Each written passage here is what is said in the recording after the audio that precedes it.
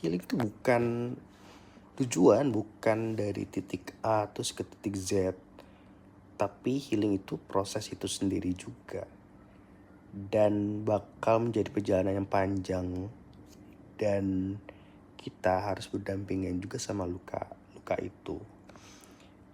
Dan proses ini tuh membutuhkan waktu, butuh kesadaran, butuh kesabaran dan kesadaran, dan compassion juga ke diri sendiri.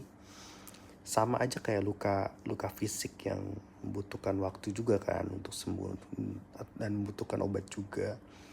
Sama luka batin juga nggak bisa diselesaikan dengan instan, tergesa-gesa, cepat.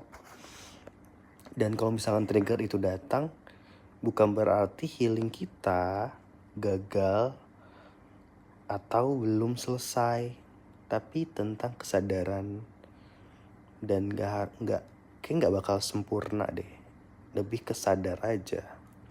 Dan ini tuh proses, dan dunia realitas ini nggak bakal nungguin kita untuk sampai benar-benar selesai, sampai benar-benar sembuh total sebelum kita bisa hidup lebih utuh gitu.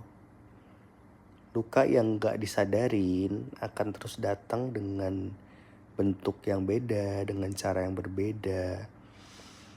Tapi ketika kita mulai memahami bahwa healing itu adalah proses, kita juga akan memahami bahwa gak ada jalan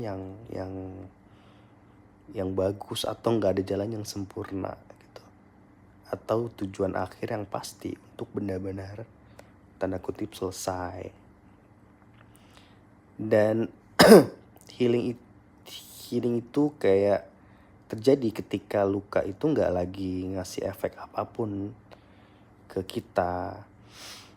Lukanya mungkin tetap muncul, pasti muncul, tapi kita nggak lagi ngerasa kayak dada sesak, karena kita tuh udah berani untuk menghadapin itu. Dan kita harus berani untuk menghadapin itu, dan luka itu gak bakal lagi ngasih atau membuat kita bereaksi terhadap emosi yang gak nyaman. Dan banyak orang percaya bahwa healing itu terjadi ketika heboh gitu. Maksudnya kayak terjadi ketika kita membuat perubahan besar, kayak gede, gong gitu kan. Tapi justru healing itu terjadi dari hal-hal kecil yang kita buat gitu, atau dan batasan-batasan yang kita buat untuk diri kita sendiri, welas asih yang kita kasih ke diri sendiri, dan kata-kata baik atau afirmasi-afirmasi baik yang kita ucapkan untuk diri kita sendiri. Dan kita menerima bahwa kita ini ya manusia biasa aja, sama kayak orang lain yang bawa tas isinya banyak gitu, atau bawa gajah di pundaknya gitu. Tapi ya mereka nggak ngomong aja, nggak diceritain aja. Tapi kita juga udah berani untuk masuk, untuk mempertanyakan luka-luka itu. Dan semua itu dimulai dari hal-hal kecil, bukan dari hal-hal yang heboh. Dimulai dari hal-hal kecil kayak lebih sering pergi keluar atau ke alam, ngedengerin cerita teman, ngedengerin cerita orang lain untuk membuka perspektif baru. Dan yang tadi aku bilang, membatasi hal-hal yang mungkin bisa menjadi trigger kita, dan berhenti buat nyenengin orang terus, dan tidak membandingkan perjalanan healing kita dengan orang lain.